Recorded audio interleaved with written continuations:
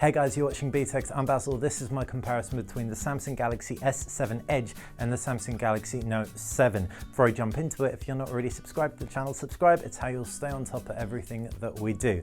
Right, back to the comparison. These two phones look really similar. Really similar. They both have curved screens, similar sizes, 5.5 inches on the S7 Edge versus 5.7 inches on the Note 7. You've got Quad HD Super AMOLED displays that pop and look beautiful, metal frames, curved glass back, but aside from the size, there's one other key difference, and that's the S Pen that pops into the bottom right hand side of the Note 7.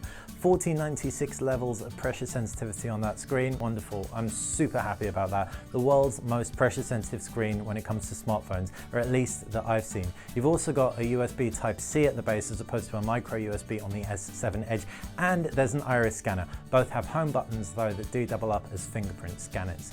Really beautiful devices. I prefer the Note 7 because I like bigger phones generally, and I've got huge hands. Which you prefer will be down to you. Both also IP68 certified. As for the screens, Super AMOLED, Quad HD, same tech, same resolution, slight difference in size. It really is going to be horses for courses on that one.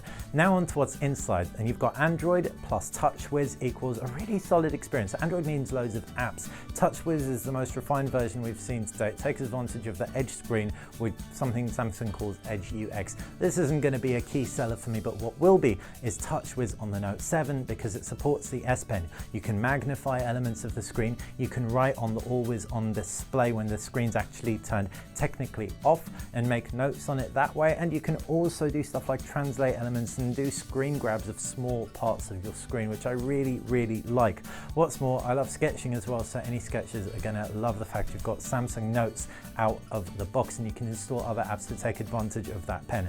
Otherwise, it's an identical experience across both devices, and a very good one at that.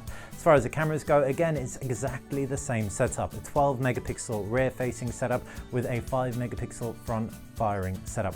What that means is great pictures, especially in low light with large micron sizes, and the f1.7 aperture across both is going to ensure that you get a good amount of light in against that sensor. 4K video across both as well. Internals are also virtually identical. 4 gig of RAM paired with either a Snapdragon processor if you're in the US or an Exynos processor here in the UK, and that'll mean that both will be absolute gaming champions.